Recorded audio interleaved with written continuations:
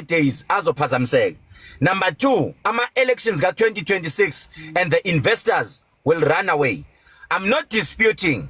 The other thing is, onganani abafaka abantu bakithi bathi phumani ke nina ey'tolo, fakana abantu bakithi barane iphaza shop, nina imani ngala eceleni. Then maybe 2026 sekungathiwa hayi ke manje phumani ke maybe nibuyele wherever but at this particular time I don't think it's a good idea yokuthi labantu kwenziwe lento okuthiwa yenziwe, because i-MK izodenteka. Sibheke kugcwalisa imabhida, thina siyi-MK, mina ngithi omama beze emabhida bazodayisa. Noma kudayiswa akudayiswe lokwakudla okwakudayiswa kudala, amakota ini zidayiswe khona laphana. Why now kuzothathwa amaPakistani bazowenziwa iweapon yokuthi kuliwe nabo, thina bese siyadenteka? That is my own opinion. Ngehlela ngezansi soqala laphana Vega Vintage oqala ungena. Yawubeka wakho umbono. The question is, should they go or they must stay? What is the solution? Bese beka bhuti bese siya komunye. Okay, ngiyabonga kakhulu mkhulu. Mina mkhulu, I think this is an issue enkulu kakhulu, like, because there are some lives that are involved, and we cannot reduce impilo yabantu to ilento i-partisans like ama-election nani. If ithinta impilo zabantu kunabantu abashonayo, definitely they must go. You understand? Because these are kids that are dying, innocent kids, and again it does not affect them bodwa. Nathi lokudla bekuthengiswa lamakwerekwere siyakudla nathi, understand? So I think we shouldn't look at it in terms of, this is not a struggle say organization eyodwa lena. This is not a campaign that has been started by a certain organization. No one's own it. You understand? It's something of community. If it involves the community and esibona ukuthi like ngapha kunokuhlukumezeka kakhulu kwabantu nasenga, I think it's good for them to go, and I don't think kukhona umuntu ekumele athathe blame lana. You understand? This is an issue ekudala iphenda, like it didn't start today. Like I remember it was 2001.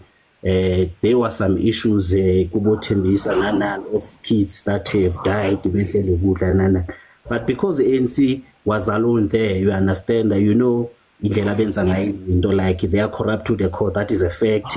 Akuliwa, but it's a fact. You understand? Anything that is dirty, ANC defender. You understand?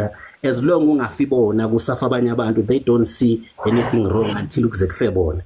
That is when they will see that there is something wrong. Ngicela ukwehla mkhulu. All right, siyabonga kakhulu umbono wakho. Siyeza sizo revise in whatever that you've njengamanje SJ Nhlali, what is your point of view? And let's welcome Msindazwe. Msindazwe, how are you? I'm cool. No. I'm just saying, let's Nhlali kancane nje. Let's welcome Msindazwe. Unjani? Msindazwe. Okay, ngimfake manje ngizomkhipha ke. Ngibona ngakhuluma. All right. Akubeka Nhlali. Ngiyabulela Dumandumane yaduma esizweni.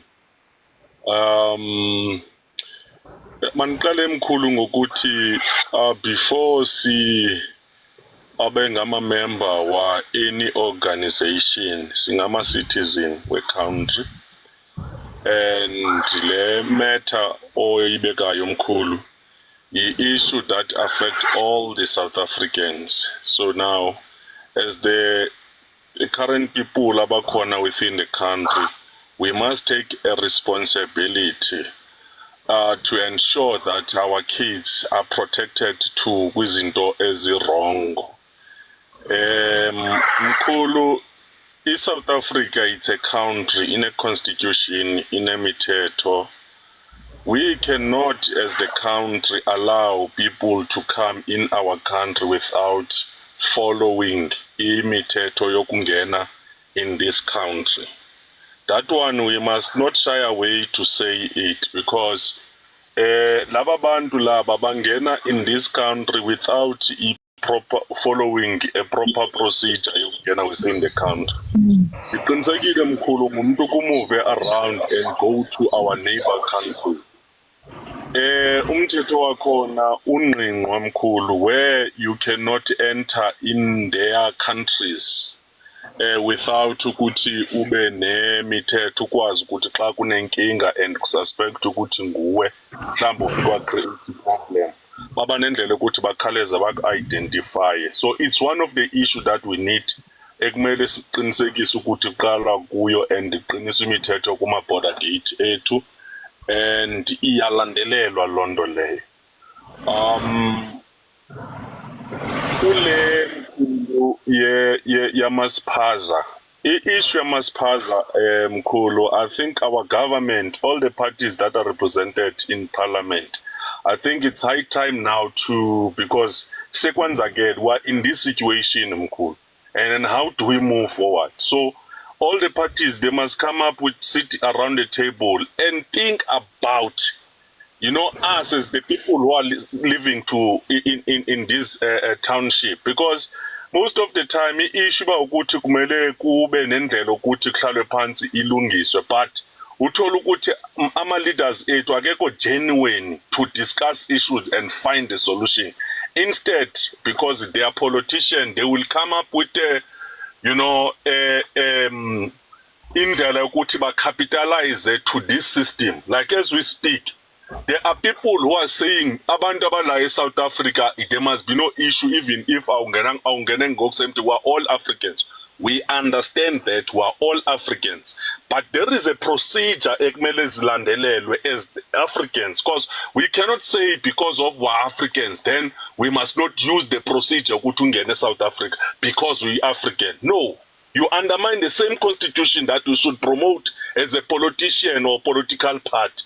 So my point is that we need to enforce our government or all the parties that are represented in parliament to come up with a solution way so that we don't find in ourselves in this situation. Why in this mess? We're not running, I'm not running away, you know, as the ANC member, ukuthi everything it was done properly. There were mistakes. That is why the Sikona is government and government Sikona as government. Slogo Skubele government is to correct the mistake as in again. So why in this mess, all of us were in this mess. Now we need to talk about what is the way forward, what is the solution in the current situation that we're in, without blaming. I'm not saying we cannot blame, we must blame, but we must not forget that we need to come up with a solution. And you know, I don't like in this situation to talk too much about political parties, but my interest as a citizen is to find a way yokuthi any person onga anamaphepha ukuthi ahlale abekhona la kule country athatha abuyisele back la asuka khona, so that we can clean our country. Unemployment rate mkhulu usihlala sikhala ukuthi it's very high. So on the other hand, it will be an opportunity to in our brothers, the South African brothers, to occupy the space yokuthi umuntu own ispaza nan, so that akwazi ukucontribute kwiland kwi-economy yeland. Okay, Nhlali ungathina Kehle, ungathina bhuti wami. I'm looking at the time and I'm looking at the people that need to comment. Yawezwa ma points wakho, and people are saying you are a hero. Bayakuzwa uso politic. Which party are you coming from? ANC Ndumandumane, because your people failed to recruit me. They failed. No. Don't say our people failed to recruit you, because I didn't get the opportunity to come to you. Because if I had that opportunity to come to you, SAS is of MK, but it's a topic for another day. Maybe you need to inbox me. I'll need to visit you. Then recruiter I'm coming to you. But one question before Ngiago Munyu Muntu. Maybe if I may ask, Nithini ngalezi imoto oHaval nabo Jeto, are they original cars or not?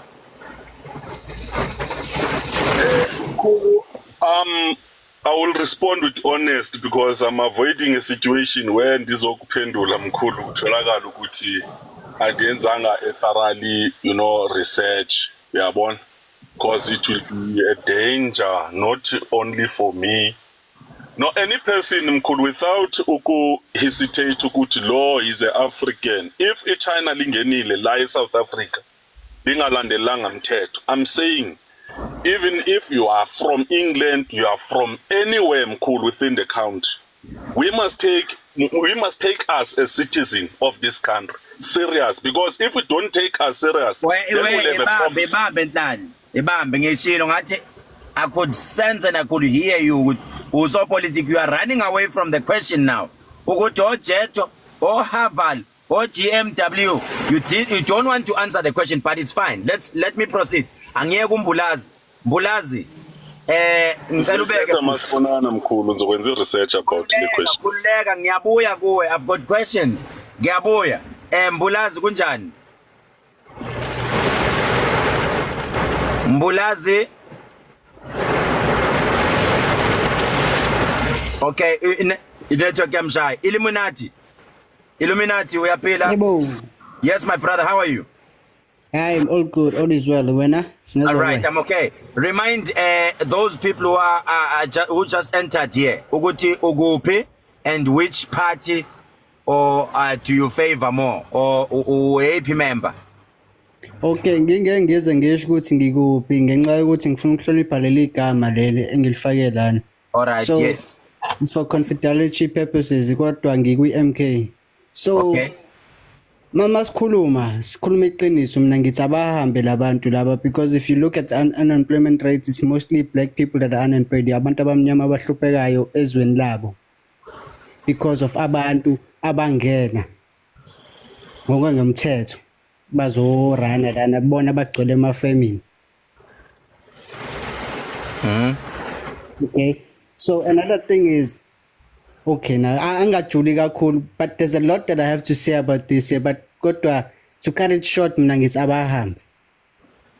Okay, remember my brother, this is a debate. I-debate ngeke size sikublame. We need that. Sifuna ube deep because siya debate. Uyayizwa leyo nto? Ngifuna ungasabi. Ngena nje. If it needs kumele uthathe 2 minutes. Ngena deep. Okay.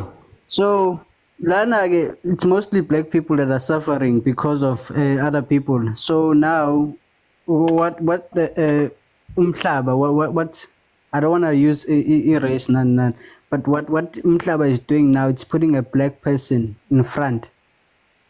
Yes. Ukuze amele isizwe. But we all know iqiniso ukuthi imhlaba lana uyiphethe umlungu. We all know that. So into bengifuna ukuyisho ukuthi manje regarding the topic, then I don't want to go off topic. Regarding the topic now, I want to say they must go because now they are running South Africa, these people. Bye pet. And angifuna ukuqamba manga. Bye pet. Yeah. But now what is the nithulentini? Okay. I don't want to go too deep because number restrictions, like how I speak, what I say. I don't want to go too deep right.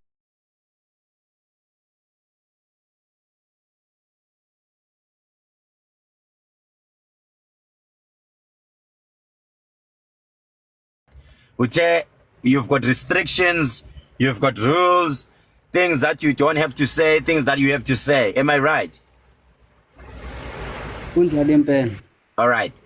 But soon, maybe we need to tell people that maybe today, maybe at 7, my brother, I will need to have an interview with you, live, whereby you will be coming to explain to us about this Illuminati thing, 666, because you have more information. We need to know more.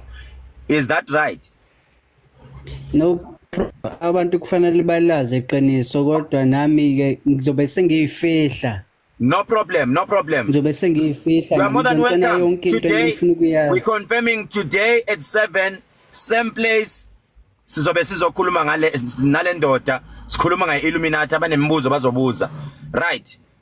Welcome Lamasina. Lamasina uyaphila sisi. How are you? Ngiyaphila mkhulu njani?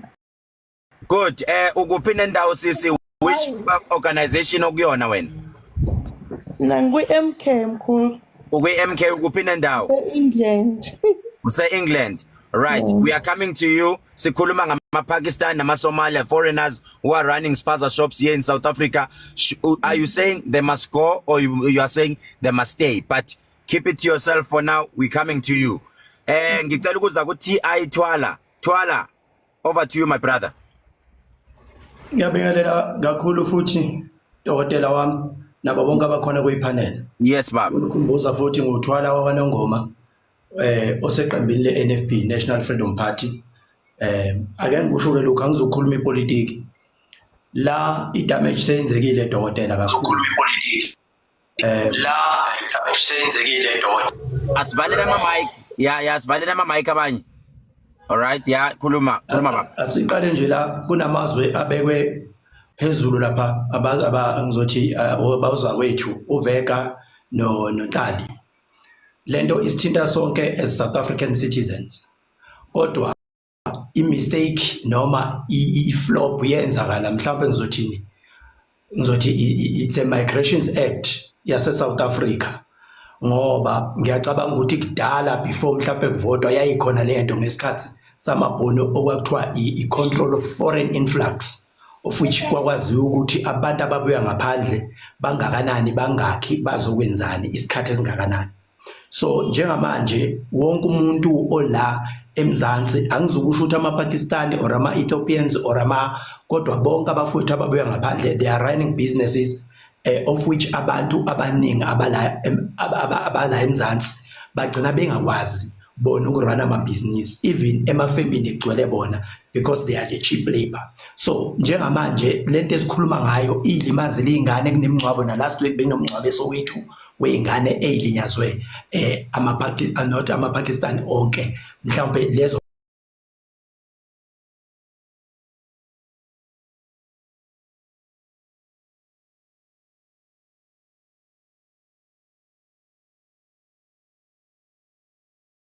ukuthi baqoqwe ayikabi hayi ngodlame ngoba sinayo lokhu njani ipolice force la eSouth Africa khona amaphoyisa akhona even amasoja ake kulandelwe imigudu okuyona khona igama elishilo lokuthi ongenazi imvume akabe ngaphandle kwezwe noma ngabe kunayo imvume sekutholakala ukuthi wenza lo msebenzi ngale ndlela esilimaza abantu azivalwe zonke izitolo zalabo abantu bangaphandle investigate kahle ebese ke umuntu ngoba uma uthi uyabheka iCoca-Cola ethengiswa namhlanje noyiphuza uma ufika esitolo sePakistan Dr K akusiyo iCoca-Cola exactly I taste njengase Shoprite any product that you buy in a spaza shop ayitholakala ubathola nje ngikhuluma ngento ekhona la eGoli mina ngidlela la eGoli la ngihleli khona nje mina istrati sonke gcwele abantu bokufika abala eMzansi bancinyane even ama flats everything occupied by them. So ngizama ukuveza nje isithombe sithi ake sizamele indlela kungabi udlame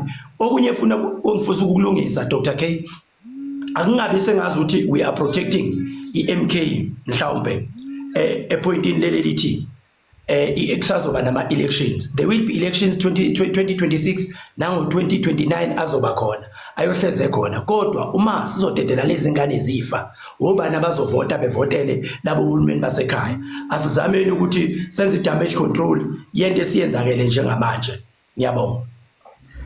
Thank you so much Twala, ngibonga indlela odefenda ngayo uyayazi debate and usopolitiki but ukhumbula ukuthi singabaleki kule igama elithi debate 10 people can say abahambe kanti abawu2 bathi abangahambi so sizama ukuthi abantu siyithole from all the sides abantu bonke bakhulume ngiyabonga mawusho kanjalo and ukhumbula ukuthi sisukezweni laseGibhide siyi-MK talking as an MK member sisukezweni laseGibhide and sisalwa ukuphuma sifuna ukezweni laseKenani eziningi izinto esihlangabezana nazo. It might happen ukuthi ulwandle olubomvu lelo okufanele siluwele. uMoses wethu ubaba umsholozi. Ubaba umsholozi thina sizwa ngaye ukuthi uMoses because uyayazi indlela esihamba kuyona. Akasitshela ukuthi uma lolu lwandle lushintsha luba bomvu senza njani Moses thina njengoba sisuke ezweni laseGibhithe. Yonke into esiyibonayo siyibona as a threat. Mina yonke into engiyibonayo I see it as a threat. Silambile kade siphethwe indlala. So that is why ngithi is it not a threat yini le enzakalayo trying to disturb us on our way to Canaan. Angazi noma niyangizwa yini but siyadlula. Angazi noma uyangizwa yini Thwala. Thwala baba uyangizwa kodwa ipoint yami ngishoyo. Ngikuzwile noma ngeke ngathi ukudisturba akunami ngenza lo msebenzi wakho. So manje the client just came in. Ngicela sikudisturbe. Alright, awuqhubeke ngeclient siyeza kuwe. Yeah. Siyabingelela Mzinto nani siza kuwe manje. Mzinto nani sawubona. Yebo njani dokotela? Siyaphila baba, khumbuza abantu ukuthi wena uwephi organization ukuphi nendawo. I'm from African National Congress, ANC. Ngomhlabe yalingana. Yes baba. Yebo. Ngamhlabe yalingana. Angezwa dokotela? Ngithi nansi indaba awusho uthini wena la na indaba isixakile la. Ngicabanga ukuthi nami angene dokotela kubo bonke laba sebekhulumile nami ngimi nabo ukuthi kumele bahambe cause one abangeni ngendlela right and number 2 njengamanje i-economy yethu ayikho right yabo so ke ekungabini right kwe-economy yethu nabo bayafika bazohweba khona la. Mina I strongly believe dokotela ukuthi lento is not about itolo or something because uma ubuka nje laba bantu abanendaba nanokuthi esinye isitolo siseduze kangakanani. They can have even 10 shops endaweni encane eyodwa yabo. So leyo nto mina ngeke ngithi noma ngabe kuthiwa you're not afraid of the competition but kwesinye isikhathi uyayibuke nawe ukuthi khona nje la ngiyengabona khona ngala mhlambe there are 5 shops endaweni eyi1 across the road ngapha komgwaqo ziwu3 ngalazi u2 yabo. So uyabuka ukuthi bangakanani kanti laba abantu abaphila kule ndawo sokungathiwa wonke umuntu uthi hayi ngifuna ukuba nesitolo ngidayise la yabo. So mina mangibuka nje it's not about ukuthi izitolo zabo but they are in a mission of doing something. Angazi ke nami ukuthi ke lapho singathi yini abayihlosile nabayibhekile but uma ubuka nje ngendlela okwenzeka ngayo because mina mengizobuka ngengqondo yami ngithi kusho ukuthi laba bantu mhlambe bafuna ukubulala zona le ingane ezincane ekubukeka ukuthi ziyilona ikusasa lale county. So ke bafuna ukuyibulala ukuze kugcineni bazokwazi ukuphatha eNingizimu Afrika. Bayazi vele if babulala izingane ezincane obani abanye abazokwazi ukusurvive baphathizwe. So imission yabo is very simple. They want to destroy izingane ezincane, destroying the future in South Africa so that bazokwazi ukuyiphatha iSouth Africa. Yabo ngokubuka kwami because nje umuntu uyabheka nawe dokotela laba bantu indlela abafika ngayo nendlela abatheleka ngayo ezweni lethu it's beyond yabo. Awukwazi ukuthi abantu bangene khona indawo esingakwazi ukungena kuzo. Khona umunye wakhuluma when you go to Hebrew awukwazi ukungena lapha kugcwele bona abantu bakwamanye amazwe yabo bagcine kuyi-territory yabo. When you go to South Beach lapha eThekwini kugcwele bona they in dominance kodwa abantu bokufika yabo. So ekugcineni uma ubuka wena yikho ngithi mina inhloso yabo ukuthi ekugcineni bakwazi ukuyithatha eSouth Africa bayiphathe yabo. So indlela nje ngithi ababuyele emuva abafisa ukungena bangene ngendlela eright. Ngimzwile nomongameli esho naye ukuthi kumele babe registered indaba yezitolo mina still angivumelani nalokho yabo. We need to shut down their shops babuyele emuva because ama products abo futhi uma wabheka nje ayikho ngoba bekhuluma omunye manje athi Coca-Cola ethenga kubo neCoca-Cola ethenga eShoprite is not the same yabo. so kuyasho ukuthi bona banemkhiqizo abazenzela yona ama copies abazoyidayisela thina abangeke baze bavume bona ukuthi kungena umuntu ezweni labo adayise imikhiqizo kanjalo ezweni labo engawona original. So ke bake batholakala, there was a video that was trending where they were making Coca-Cola. Yabo, so mawubuka yonke into noma ngizothi banendlela yokuzenzela or something, but lento it's beyond ukuba nezitolo nani because ngiyasho ukuthi indlela abenza ngayo ayikho right. So it's very simple nje, ababuyele emuva. Ngiyayizwa ekhulumayo ama-elections, vele kuma-elections abangeni ukuvota abantu abahlala la eSouth Africa. So ke indlela e-right ababuyele emuva bashiye nezwe lethu. Dala zazi kade bekhona abantu abamnyama who running amabhizinisi ey'tolo, yabo. So ke uhulumeni into angayenza support abantu abamnyama abafisa ukuqhubeka namabhizinisi, because uyabo nje kuyimanje bona into abayenzayo, bayafika esitolo sakho and bakuthembisa into ye-rent, bakutshela ukuthi I will pay you 10,000 monthly, yabo. Umuntu uyabuka lo muntu le 10,000 uzowenza kanjani, yabo, ubone ukuthi khona okungahlangani la. So ke mina nje ngithi bazosibulalela izwe lethu, into esimple nje ukuthi abahambe. All right. Indlela. Ngiyabonga kakhulu Mzinto. Uthe by the way you are under the African National Congress. Yes. Can I ask you a question? Yes.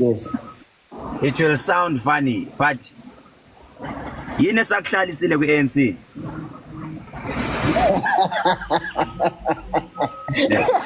I said it will sound funny, yes. I know it's sounding funny, but I'm just asking. It's a question. You know, it's a question. Maybe if you can express your views today, Oshon Juguti. Mina into esangihlalisile ANC. Mina angidli dokotela, but I strongly believe ukuthi ivision ye-ANC yakudala noma kukhona abantu abafuna ukuyibulala manje, because i-leadership ekhona njengamanje ayisafani ne-leadership yayikhona kudala. But mina ngisakholela kuleya nto ekufomeni kwe-ANC ngo-1912 ukuthi ayizwelela umuntu omnyama, yabo. So ekulekuthaneni lelo umuntu omnyama noma sekunjalo kuyimanje abanye sekuyikho ukudla lokho kade ukhuluma ngakho ukuthi abantu sebahlalela ukuthi bayadla, but mina ngiyayithanda. Ngicela ukubuza umbuzo la. Yeah. Ungenzani uma uhlala nomfazi uthi uyahamba uyenza i-DNA test uthola ukuthi abantwana bawuthuwa kubona bakho? Phela lela lithetha lelo cala. Alithetha lelo cala. Uyabona ukuthi still ANC nisazala ingane engazona ezeni, but still nisa ngoba izinto enizenzayo. Are you happy nge-GNU? No, I'm not happy. And what have you done? What have you done? I'm not happy. In the last 2 years, yes, i-ANC ike yaphupha yini ihlangene ne-DA? I-DA is it not an enemy to us? Is an enemy to us. Ngiyavumela nikho ngithi mina ngisabambele njengakubalula dokotela ngathi i-leadership ekhona kuyimanje kwi-ANC ayisafani ne-leadership eyayikhona. Ngiphinde ngibuye ngipolice. Kumbule masiqala ngithe I need strong people who can stand for their organization. Don't take it too personal. I'm just asking, ngifuna ngitest amandla akho kahle kahle. Ngiyakunyakazisa ukuthi ngempela le social leli angifuni ube offended nabantu la kuma comments bangabi offended. Ngifuna ukubona ukuthi are you a real ANC comrade yini? Khona i-comrade elithi malibona ukuthi hayi lana bonke abantu abala i-MK bese yabaleka hayi ngi-MK. But I'm proud ukuthi ukwazi ukuma ukuthi I am an ANC member. Ngimile, I am an ANC member, although but I'm you not can see uyabona ukuthi izinto zihambi kahle and zimoshwa i-leadership yene phezulu. Dokotela, ngoba unomuzi wakho noma angingasho ukuthi njengamanje ukhulele ekhaya kini kunobaba wakho. Ukuthi ekhaya kini ikhaya lakini alikho right, kunezinto ongekho happy ngazo. Kodwa awungeke uzushintshe isibongo sakho uthi manje mhlawumbe usufuna ukuba wakadlamini ngenxa yokuthi ekhaya kukho right. But mina ngiyakholela ukuthi angihlale ekhaya lami ngizama ukulungisa izinto. into eyenzakalayo ka-ANC it change from intwana yokuthiwa ama-branches iwona alento zinto ye-leadership but from kule leadership ekhona now sesiyatshelwa kunento ye-dictatorship esiyenzakalayo within an organization. Okay, sengiyadlula ibambe ngiyabuya kuwe. Yini njengamanje currently yini ekujabulisayo nge-ANC? Just name 3 things that are making you happy. But I am proud currently izinto that are adding value to the country, to the society ezenziwa yi-ANC. The decisions that they are taking ezikwenza wena ube happy. 3 of them. Mtshela. Ama-decisions amathathu angenza ukuthi ngihlale kwa-ANC. Ajabulisa umphakathi South Africa enziwa yi-ANC. Othi wena mawuhlela uthi I am proud of my organization. Phela dokotela asingabukeli into yamanje. Because nina yabona into eseniyenzayo njengamanje you are judging ANC based entweni eyenzakala manje forgetting ukuthi sisukaphi no-ANC. Ubani uMoshini? Ubani ade semanjeni qala? Usithathe wasibeka kuphi? Uyabo? Usithathe wasibeka. Right, wait. When Jacob Zuma was a president. Ushuthi dokotela ngicela ukubuza, ushuthi dokotela kukho wena ukuhle okubonayo okwenziwe yi-ANC. Good question. Wait, I'll answer that. Yeah, I'm when still Jacob waiting for an answer. Jacob Zuma was a president, yes. I-petrol ilitha beyimalini. Ngicela ukubuza ke dokotela, let me not answer that question. Let me just ngibuze nje. Kuwo wonke amazwe esakhelene nawe namazwe akhona. Ayikho yini i-increase eyintweni njengoba siphila nje in anything. Let me say ngoba ukhulume ngopetrol. Usho ukuthi wena dokotela ngo-2007 upetrol eMozambique umendaweni eyodwa iprice ayikazi izinyuke njengoba nakwamanye amazwe nje esakhelene nawo. Right. Unyukile but lo wethu it's ridiculous. Unyukile but it's ridiculous. Lo wethu. Yes, ike yakhulunywa indaba kapetrol ukuthi there is a levy engenile kupetrol okumele ikhishwe, which I strongly believe mina ukuthi into esazohlalelwa phansi esalungiswayo uke wehla nje ey'nsukwini ey'nyangeni sabona ukuthi hayi cha na upetrol wehla wo-R1 bani it was for the first time sikhuluma into ekanjalo yabo, okusho ukuthi noma kunyuka phela ngeke kuhlale yonke into isinkwa noma sasiwu-R5 ngo-2007 manje siwu-R15. Iqiniso lithi ngeke yonke into ihlale imile. I-standard of living is changing each and every time. Yini enijoyinele i-GNU? What is the use of the GNU? Senidla nabelungu manje sesibathi kubeyodwa nama-enemies wethu. Ngicela ukubuza dokotela, kwakumele kwenzakaleni siwalahla amandla? Hayi, wait. No, ngiyabuza. Kwakumele kwenziwe njani siphume emandleni? Hayibo, uyombatha nesitsha sethu.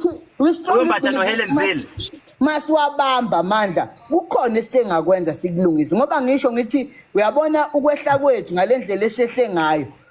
Abantu indlela abashintshe ngayo bawukhombisa ku-ANC ukuthi umuntu mdinga kangakanani.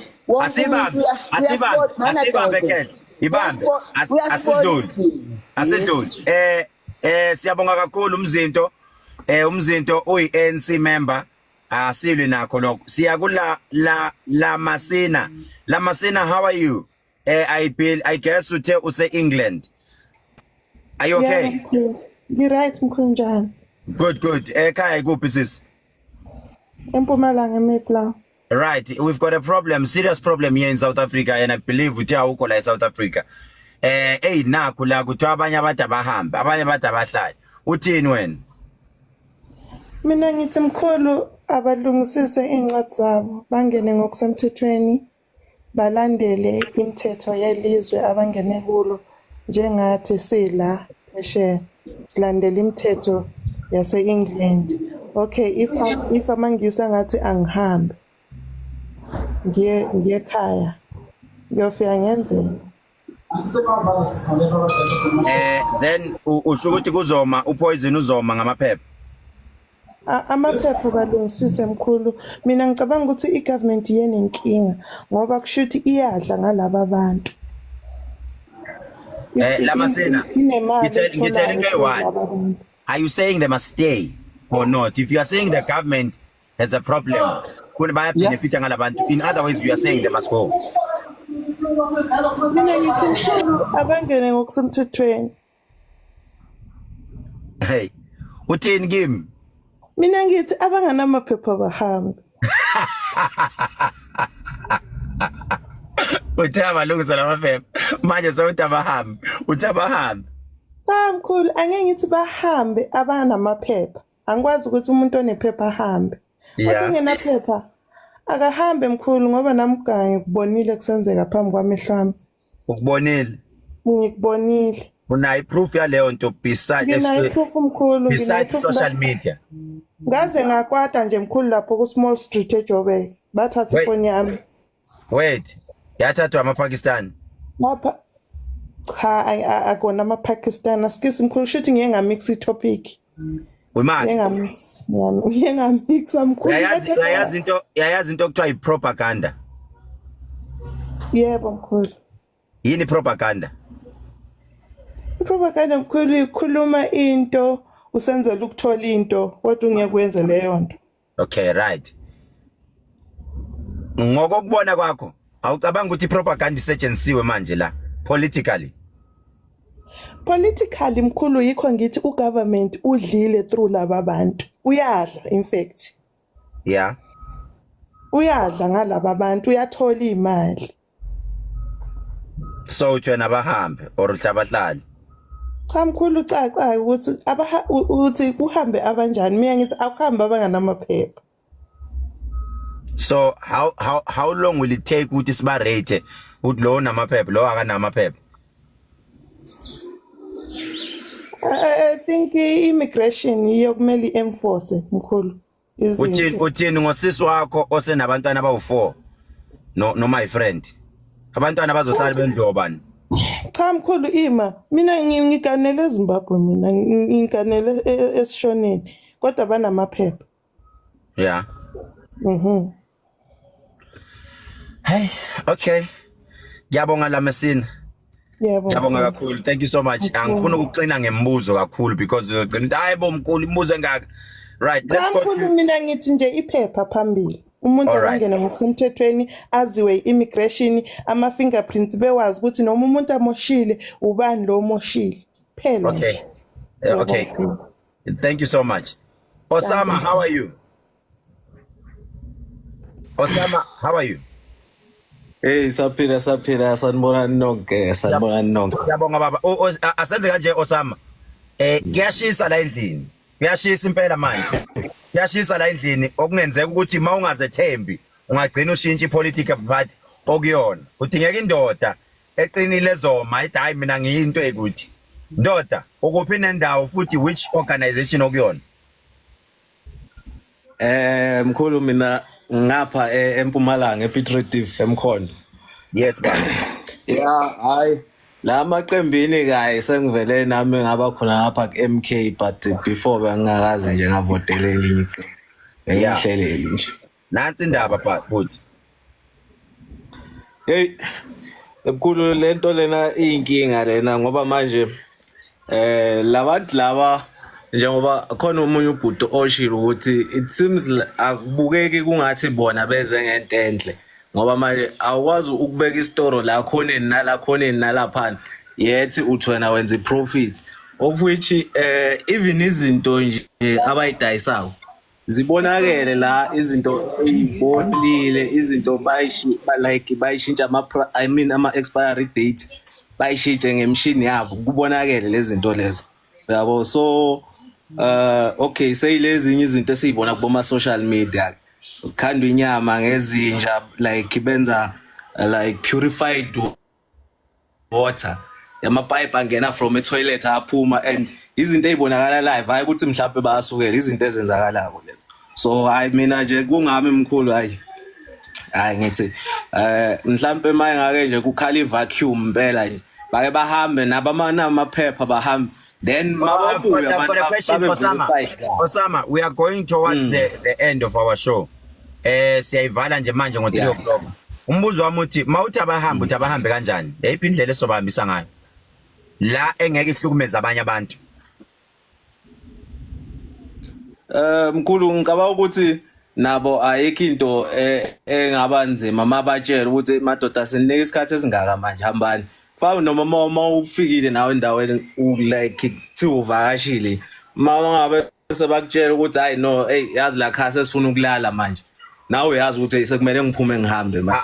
So bangatshelwa nabanikeze awukho umuzi wakithi sowaphela umuzi wakithi. Ngihamba ngiyaphi?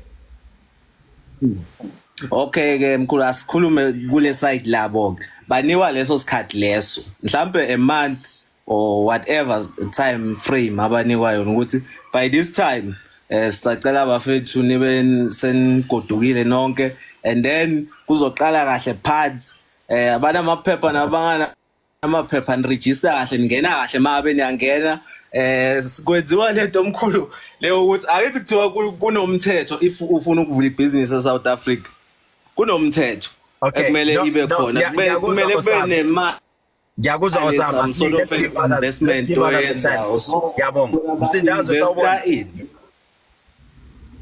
Msindazo sawubona Njani mkhulu Ngiyaphila siswami kunjani ukuphi nendawo where are you from and what organizational party okuyona NgiseNewcastle MK yeqina ama MK wodwa yeah Yebo mkhulu bengithi nje labantu abahambi beshiya ngoxolo ecountry yethu because wait mamsindazo musuthatha ngenhliziyo uyabona wena une anger issues you need a counseling hayibo wangena so two personal abahambe bashiye ngecountry yethu siyaze yakho icountry siyekwazi lokho yindaba usho njalo wemsindazo don't take it too personal siswami ngiyacela ungangizwa kabi angithi mina ngihostile so vele ngisazoninyukunya nje ngama question ngifuna ukuzwa lento oyishoyo usho yini ngayo why uthi bahamba kushiya ecountry yakho mkhulu bamoshile laba bantu yabona nje nathi sisuke ekhaya nje abekade siyofihla yona inkinga ethinta bona laba bantu bokufika so nje bamoshile mkhulu angifuni uqamba amanga na ukuthi ke if uhulumeni enendlela yokuthi ayilungise into akayilungise ngoba phela siphume kakhulu esandleni yilokho nje mkhulu bengikucela mina No, when it comes to yours, I won't ask too much questions because uthi kunomonakalo oqeda kubuya kuona so it will be like nya celebration. So ngizocela ngezansi ngiyayizwa indaba yakho siswami siyazwelana nawe kakhulu. Ngiyabonga kakhulu. Ngiyabonga. Right because khona Bali mic Thandeka. Khona kunjani? Thandeka vali mic.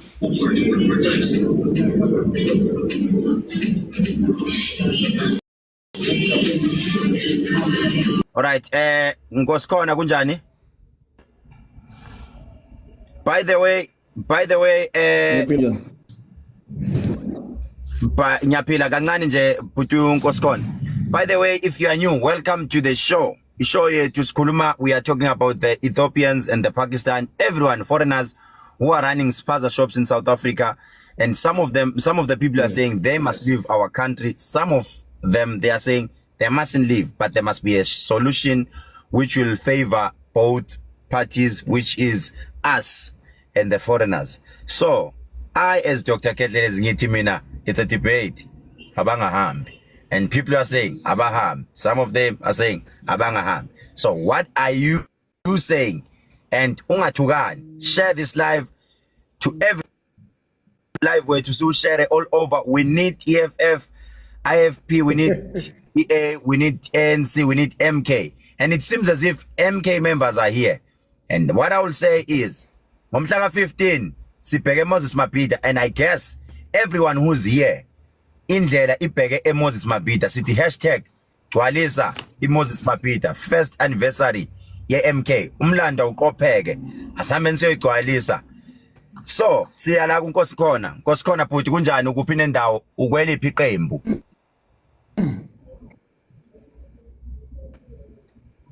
Phela bhuti sanibona nonke Nkosi khona kwaManani Sibongo mina ngile emakhaya eMnambithi ngilungu likaKhongolose since 1996 Yeah. Ngiyazwakala bhuti ANC. kodwa manje awujabuli makuthiwa ANC makuthiwa MK uyabajabulela one fair Ngithembe nakwena. awujabuli makuthiwa ANC kodwa makuthiwa umuntu weMK uvela ujabule kakhulu kodwa uyihost wena ufuna ube neutral kodwa Thina no ANC asibhekani mina neutral mina ngizokuhlaba imibuzo ngikuhlabe ngemibuzo eminingi and you must be sure ngithanda ukuthi u straight umile uthi ngi-ANC awuyisabe imibuzo ezokuya kimi lasiqhubeka cha angusabi kambe uthe uthi umbuzo uthi question bahambe yakho umbuzo uthi bahambe noma cha akube nendlela kanje yazi bekade ngizama ungena la ku line kodwa ngicina sengakuaccept I think question I difficult mayiqhamuka kanjalo. Okay, but what I will say, but let's not deal with the question kodwa ke to answer you wonke umuntu la eMzansi Afrika illegally makashiye ngoxola ulungisa into zakhe bese yabuya if any interest ukuze eMzansi. That's what I'm saying because kunama Nigeria kunama Pakistan nobani wonke umuntu whether you are doing business or not doing any business can you leave this country usort into zakho if you have an interest ukuthi uhlale eMzansi you are allowed to come back our policies are open that's my first part so I because yeah. And the question that I want to ask is if you are saying the Pakistan and the Somalians or foreigners who don't belong into this country, they must go back into their country and prepare my paper. What are you saying about white people? That's why I said, good. I think issue was just around these people who's screwing up. I'm saying, wonke umuntu la eMzansi illegally.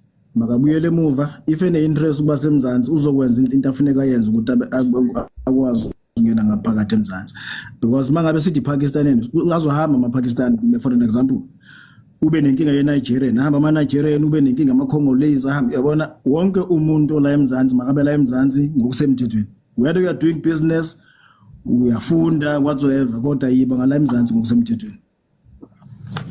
Okay, yini ekuhlalise ku-ANC? Yile nto yangifikisa kwa ANC yona sangihlalisele namanje. Ngifuna ukuyazi awukangitsheli. Angibuzanga ukuthi Yeah, no but okay. Yes. Yini yakufikisa? The first day mang recruiter when I was young in 1995. Nganikezwe ihistory about the African National Congress.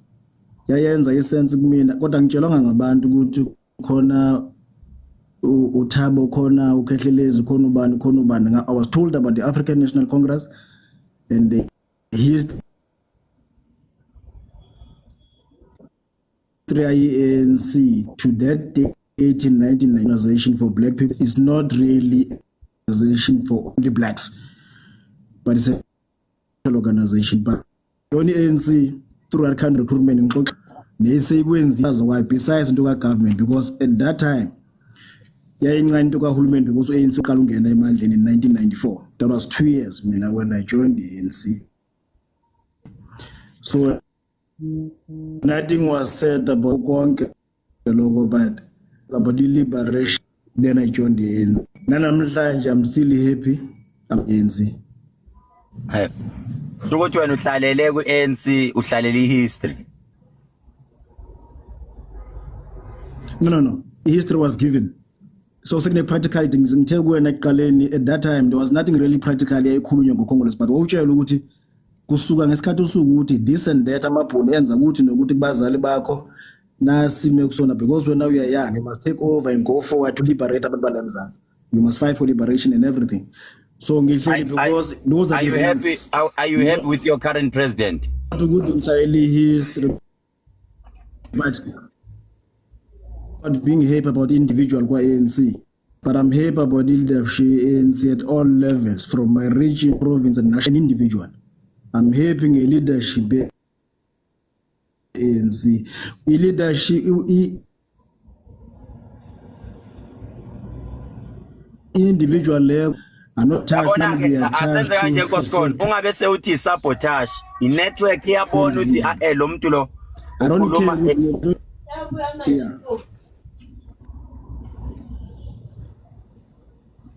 Nkosikono lo muntu lo waphuma. Okay, TP sawubona, how are you TP?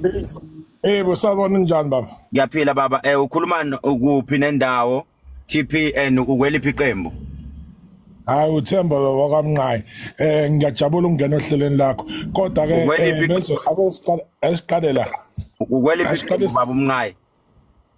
Hayi amaqembini angikho amaqembini. Akasiqale la. So independent when? Yeah, akasiqale la. Ngithi asibhekeni le yokuhamba kwama foreigners kule question yokufa kwengane eseyibulewe ile imkhiqiza abayidayisayo. One, ngifuna ukuthi asivuleni amehlo singashawa isitha sethu. One, abelungu babona leli bhondo econsayo lika 192 billion ewenziwa ilokhuyana i-location or indawo yabantu abamnyama ngoba noma sipazi bakhona ama-rural areas i-location economy. So balifuna ngayo yonke indlela leli bhodo abelungu. Ingakho noma ubhekisisa ukuthi ever since uphethe lo president okhona current sike sabona kuvula ama-container endaweni zabantu abamnyama, especially ngapha south of Durban, whereby ukuthola kuno Cambridge uyicontainer, kuthola kuno Shoprite uyicontainer. Kusho ukuthini lokho? Usakhona khehlelezi ngoba ngazothi uyanyamalala? Ngikhona. Kusho ukuthini lokho? Kusho ukuthi bafuna ngayo indlela yokuthi bazowisa lama tech shop lawa akhona ukuze bakwazi ukuthi bazothola le mali o192 billion.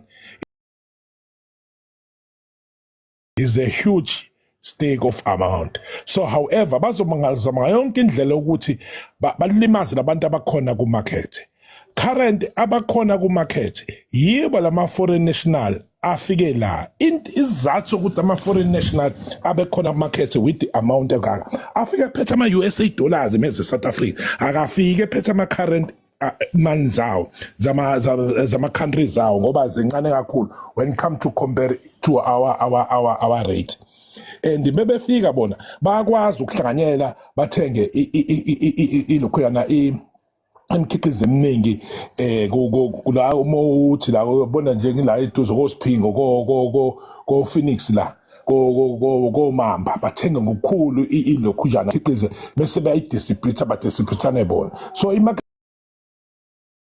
yabo bayenza kanjalo bona. Let's copy from them mase sithi ugovernment ama foreign national akabuye eceleni ekudayiseni ungene siprepare thina abantu base South Africa ukuthatha over the tech shop siwarane siranele sisebenza the very system and method kade beyisebenzisa ukuthi sikwazi ukuthenga nabo in bulk and then si share siyeke lento kuhamba kuMthembu kumkhize kuNhlumayo kuMbonambi ayoyithengela as individual for spaza sakhe ngoba mawuthenga kanjalo kulama wholesales in bulk kuba nemali ehla kakhulu nomkhiqizo iba lokhwana and that thing iyona evule that voyage of huge amount abenze ukuthi bakwazi ukuthi beze nemshini ke manje yokuzoyikhiqizela yona bezama ukwenza industry ukuthi bay monopolize bona ngoba uma ngakwenziwa lokho sisazofacana ne huge problem e South Africa.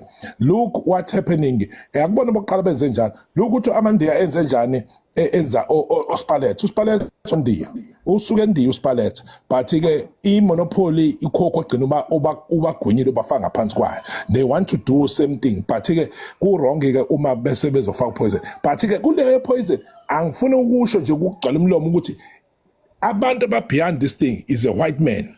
Bafuna ukubulala le business bese kungena bona ama tech shop because ugovernment uzombona uzoregulate ukuthi manje o Shoprite o Spar abangakwazi ukuthi bazosebenza emalokishini ethu noma kwi-location economy baqhudelana nalento into efuna ukuthi ngakho engabakhiphi ethi akuregulate kukhishwe ama-permit abo.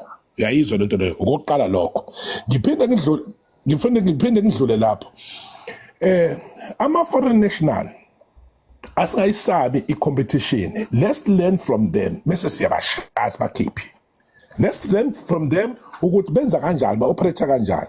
I seen it lento when I was in Angola. There was a time in Angola whereby kusaliwe Angola ngama-80s.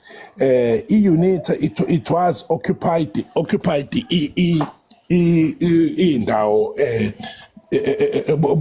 na gold diamond khona Angola, in northern part especially if Angola, and then occupy kanjani na ngokuthi ifike abantu bakhona abase-Angola bebalekiswa yini bebalekiswa ukuthi abayitholi protection from government, and then kwase kusuka ama-Congolese azongena north of part of Angola. So ama-Congolese it was not wordful ukuwabulala i-unit. So into beyenza bebasebenzisa logistical ukuthi bazolima bafuye inkomo and bayuse futhi kulama-pit mine ade bewenza be-extract igolide ne-diamond bakwazi ukuthi bayixhasibone logistical. But ugovernment ose-Angola uma udosanta ebuka leyo nto leyo, he seen it ngokuthola intelligence reports ukuthi no, there is another dead land a support unit financial. What he did, army yakhona empilo ukuthi ayikhipha konke ama-Congolese uwabuyisele eCongo because akulona izwe labo lapho and basupport i-unit logistical. So bahamba baphuma. So nathi la-South Africa akuyona icala mesithi hayi i-foreign national sisane-dialogue ufuna siyihlanganisa nale belungu bala e-South Africa because u-94 kaMandela awuzange wasisa lapho besifuna ukuya khona, usithathe wasisa la kufuna khona abelungu. Manje sisafuna ukuhlala nala belungu base-South Africa sike sikhuthana amazenze nabo sibabuyise ukuthi lempi abayi-organize ukuthi bathathe uMandela bamcasta bamenze ilokhana ugod wabo omnyama ukuze avume kwenzeke lento yabo bebeyifuna uma-negotiation. Uyitho uThabo Mbeki ngingambona esezenze muhle today is a slave master. Uluyana nje uDode kaRabisha, I'm sorry to use that language, uDode kaRabisha ekuthengiseni umuntu omnyama e-South Africa uThabo Mbeki njengoba esezenza clean ngazi ukuthi akahlangene i-negotiate namabhuni 54 times eBritain without mandate ka-OR Tambo and even undermine i-leadership ka-OR Tambo. So same thing uMandela now he negotiate namabhuni e-Robben Island. Ukhumbule bengasekho e-Robben fanele bese-fester ngama-late 80s esephumile ubekhuluma lapha eshiya i-leadership of the ANC yayiboshiwe e-Robben Island nama-leadership ama-political abantu abamnyama beboshiwe e-Robben Island osobuka etc. So what tell you, it tell ukuthi i-freedom yethu ikhandwe etafuleni iyabekwa yasizobekela ukuthi kuzohamba kanje njengoba sekufike lesikhathi khona eseshaya ifanani nail on the coffin ulo president okhona. You remember futhi uma ubhekisisa ukuthi why ama-foreign national bawadedela kanje kumabhoda angasekho amasosha angasekho lutho, bawadedela ngamasibomu ukuthi thina siqedane nawo before siye phambili solwa namabhuni. Same thing strategy that abantu besebenzisa ukuthi kade besikhandela oNkatha, besikhandela olukhana o-18, besikhandela amasinora, besikhandela onke lama ilokhana ukuze ukuthi ba-resiste i-advancement ye-revolution. Ingakho nje wawubheka amalokishini ngama-80s yonke indawo e-South Africa osoweto nomgubhu kwawuthola ukuthi kukhona ama-group alisana nabantu ababelele umzabalazo sesikhathi leyo. Those group hayi ukuthini bekhona ikhansela bebizwa kuthiwa ama-JMCC, ama-Joint Management Council abefunda ugovernment apartheid to found ukudestabilize i-process i-advancement of i-revolution leyo kokufana namasinora nje okumasho uthola ukuthi abantu focusa kuwona TP ngiyakubona wena you are a political but you syndicate. Mangisho kanjalo uyifihlile qala because you saw ukuthi if you say I'm a political member ngobe it will define ukuthi mina kahle kahle ngikanjani. Uyasilahla mawuthi wena hayi mina I'm an independent candidate because njengamanje ukhuluma ipolitiki uyapolitika manje. Yes, Politics impela and I suspect you are kune portfolio ibambile somewhere somehow angazi but kulezi ze politics ngeke ngazi uyayifihla of which it's a democratic right yokuthi uyifihle now it's fine but uyapolitika manje politics impela futhi ngiyakuzwa upolitiki impela hayi kancane mawuzokwazi ukuthatha umuntu umbuyisele emva uthi uyakhumbula la kwenzani uyapolitiki impela. Yebo baba. Ngizalela kuyona ipolitiki ngakhulela kuyona. Right, asibambe. Ngiyakuzwa ngendlela oyibeka ngayo. Yabona so politics mawungambuza ukuthi le mina mangiyiphakamisile ingaki.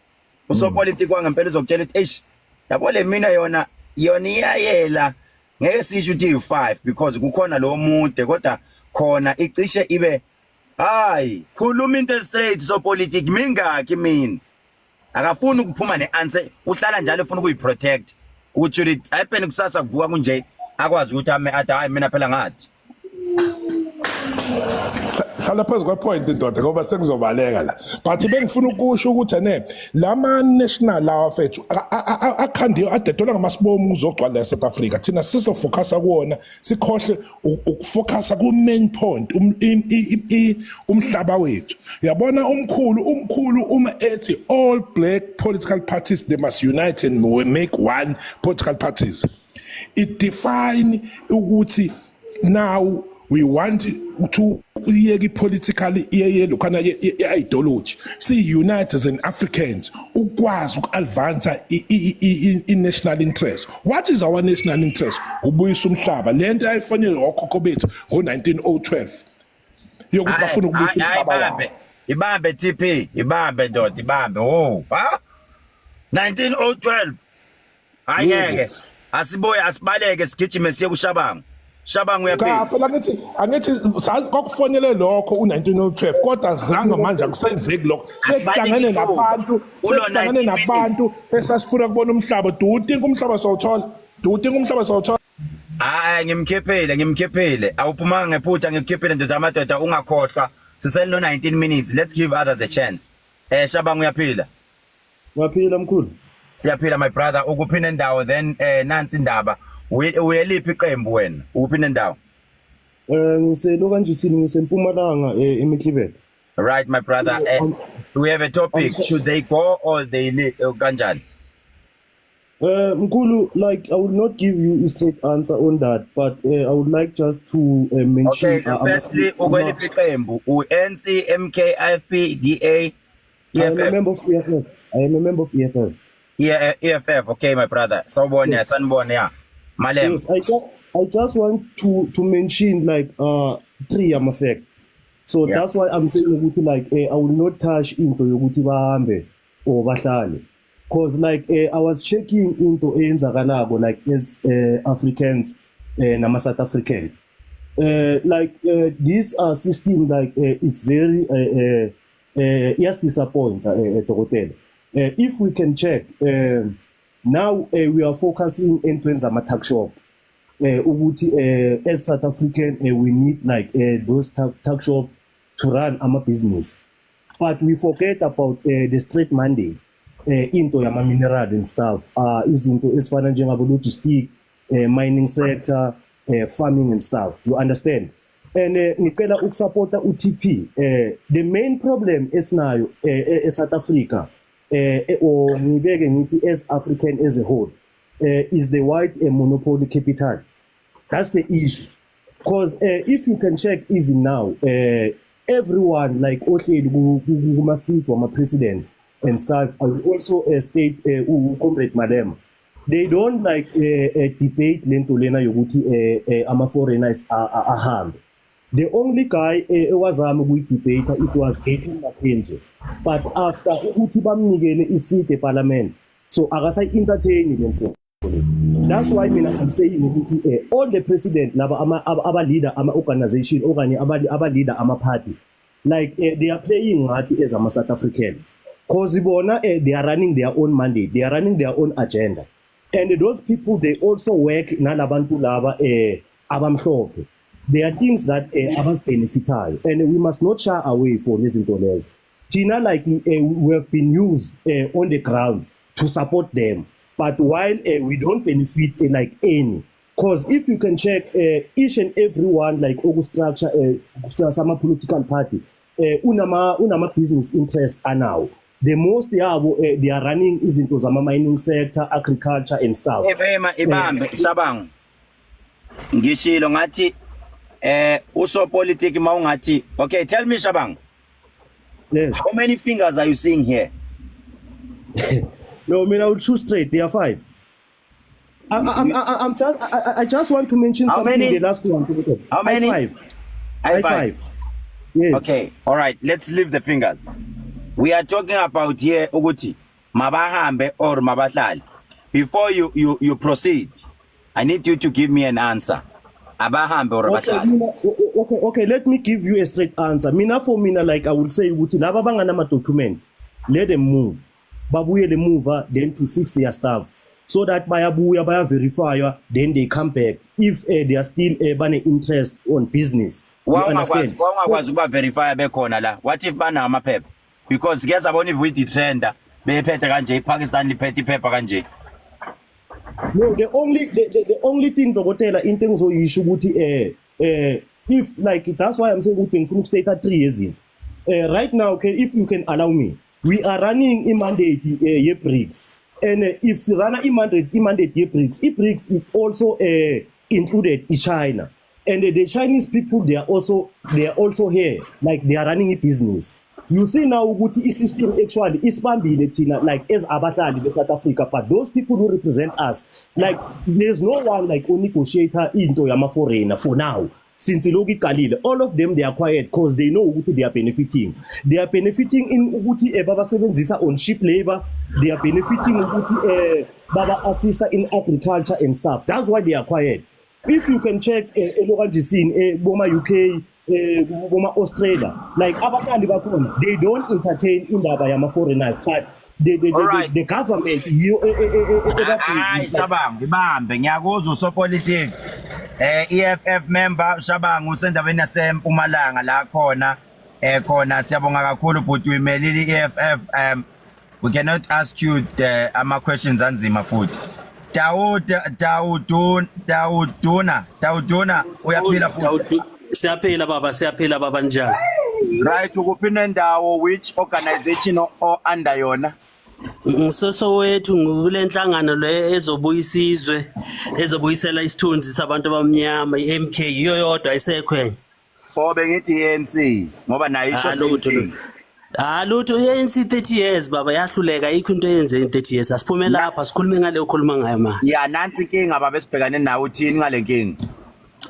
Uyabona mabathi kunzima emhlabeni kunenkinga kuyavalwa kwathiwa kune COVID izwe lavalwa lonke kwavalelwa wonke umuntu yabona savalelwe endlini sahlala still kunenkinga manje wena mkhulu abantu ingane ziyafa zibulewa zifa ngendlela esingayazi esingayizwa kahle mina kuya ngami bengithi umbuso awuvele nje ucele labantu abokufika bavele nje omhlophe nomnyama wonke nje umuntu bakhiphe ngancane emakhaya wakibo silungisa inkinga la ekhaya bese bazobuya kahle. Ngiyazi kunalama organization wama human rights yini laba abamelana nalaba bantu, but labo bantu laba ingane zabo akusiyizwe ezifayo. Iziphaza shop lapha kule ndawo zabo zincane kakhulu azikho. Iphaza shop zisesosha nguve zisemlazi zisesowethu ingane zethu ziyafa kuma sinenkinga okwamanje. Ngesikhathi senkinga nesikhathi sempi imithetho neconstitution ibekelwe ecaleni wena babukhahlelezi. So kufa ingane kwamanje asimeni kancane ngokuzama ukujabulisa abantu bangaphandle bokufika ngempilo zengane zethu. Asibe nje uthini ngalomuntu othola ukuthi ufike eSouth Africa washada neSouth African wathola citizenship uthini akahambe noma kahlala? Inkinga ke le uyayibona le inkinga kakhulu kuzodependa ngokuthi sesimnaturalizile eSouth African sesimenzile amaphepha wemvumo akhona ukuthi abe uwala ekhaya. Yabona you saying umhlophe noma umnyama kahambe umuntu abuyele kuwo. What about the investors?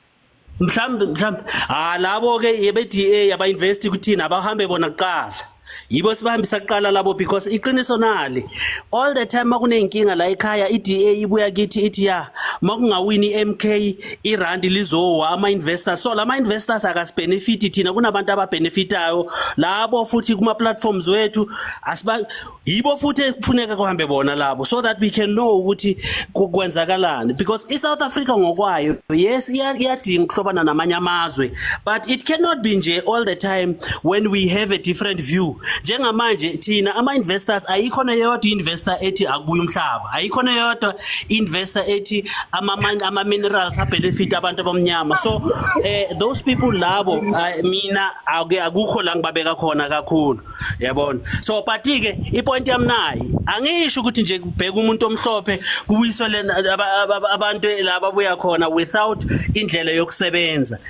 yokusebenza ithi ikhona i-home affairs engabheka ukuthi unephepha noma awunalo mawungokufika ungena phepha la ekhaya hayi omunye nje wabantu abazosibangela inkinga kumele ecaleni sinenkinga manje silungise inkinga zethu yes lento le yeah siyabonga kakhulu Dawudona mfowethu uthi uyi-MK member useSoweto indawo kuyona bafowethu nikhumbuleke ukuthi it's a debate kanti ke wonke umuntu siyacela lungisa i-ticket flight yakhe upetrol emotweni ngomhla ka-15 sobe silapha endaweni yaseMoses Mabhida I myself will be there ngithi mina impela amandla awethu impela high discipline bafowethu high moral asiyenzi into ephuma eceleni nikhumbule wonke ama-MK members we don't act we wait for our commander akhulume akakakhuluma baba umsholozi so for now you can just say akahamba but you don't take any action.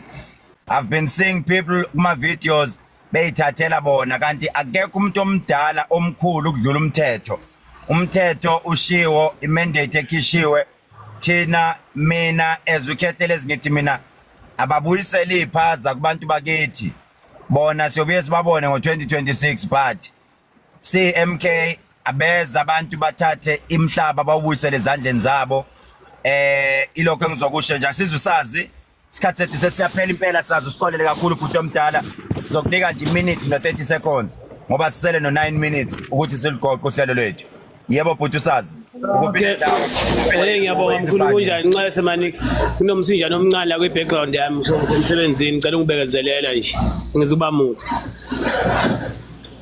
ya baba ukuphinda ndawo uweliphi iqembu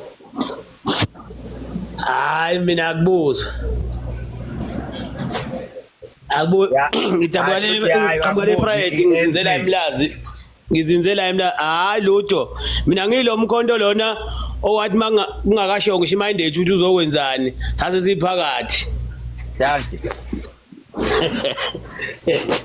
okay mina ngifuna ukuyicacisa lento lokhu njani yalabo abantu bokufika labantu bokufika ayikho inkinga ngabantu bokufika inkinga imvume zokuba la ngokungekho emthethweni ngoba ngicela nobani akekho umuntu ongathanda ukuya kwamanye amazwe siyavakasha kwamanye amazwe sinamabhizinisi kwamanye amazwe siyahamba wonke amazwe omhlaba kunabantu bakithi la eSouth Africa abanamabhizinisi emazweni omhlaba so if uza ngendlela eright eSouth Africa nezobenefitisa abantu base-South Africa nezwe lethu angicabanga ukuthi ayikho into erong lapha bese kuthi labo sisi laba sebethandana nabantu bokufika i-relationship ungayifoma noma kuphi inhliziyo nje idlala ayithanda khona yabona so nje lento yamalokhuja yama-container ama-spaza shops hayi thina nje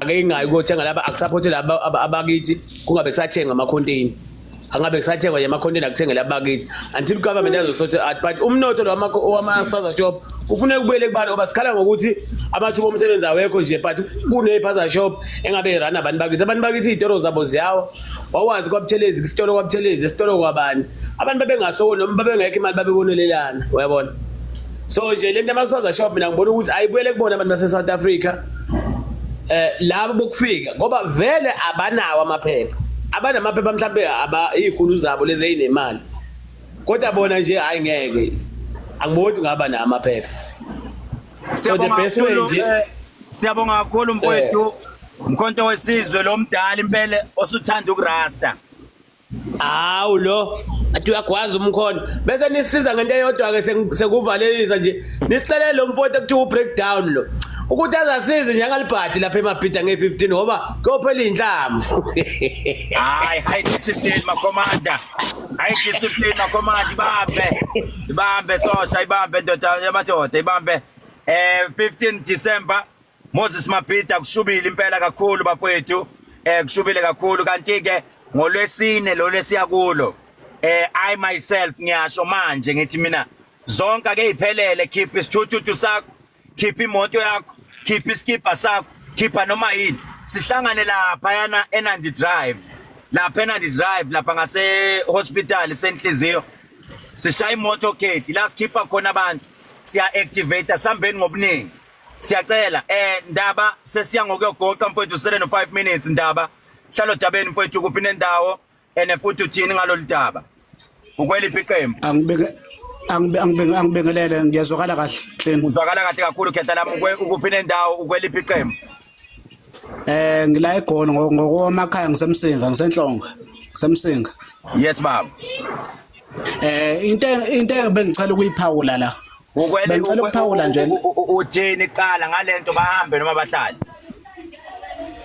no abahambe right ukweliphi iqembu ngise MK mfowethu ngihlalele MK kodwa uqala ukuvota kwami nje ngivote nje ku-MK uqala nje ukuvota since angikaze ngavota ngiqala nje ukuvota ku-MK into engiphatha kabi i-entrance kwamoshakala entrance ANC kuze kufakwe abantu bangaphandle entrance yamoshakala lapha ngabuka mina ngikhona ngabuka ngathi angikaze kuzohlala nje kanje ngavoti kuze ngivote ngiqala ukuvota nje la MK uqala ngivote ngizofuna uqhubeka ne-MK into engiphatha kabi labantu bangaphandle bebe right abantu bangaphandle bekhona into eyinkinga ukumoshakala lokho ukuthi sebe nento errong kufaka ukudla banezinto errong ezibulala izingane zethu la eMzansi bakhona le South Africa ba right ukuba khona le South Africa but ngepermit not okunye ngepermit uqedile ndoda ukhumbula ukuthi sifuna ukuthi lokho kusele nako sinike laba 11 ngikuzwile ndoda amadoda uthi abahambe kodwa mabehlala abahlale ngepermit kusho yona le ndoda lapha iMK ithi ngiyaqala ngisho ukuvota mina Nonhlanhla uyaphila siswami kuphi nendawo uthini futhi ngalolu daba futhi uweliphi iqembu wena Nonhlanhla okay Mr. Korekwere, how are you my brother, where are you and which organization okuyo? Very good ngila eGoli ngizama ukunitshela ukuthi